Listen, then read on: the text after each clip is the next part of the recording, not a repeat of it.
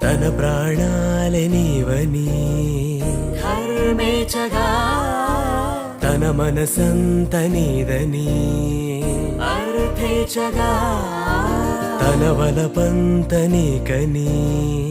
కామేచగా అవధులు లేని ప్రేమకై మోక్షేచగా మూడు ముళ్ళతో 7 అడుగుల అగ్ని సాక్షిగా ఇద్దరు ఒకటిగా మారగా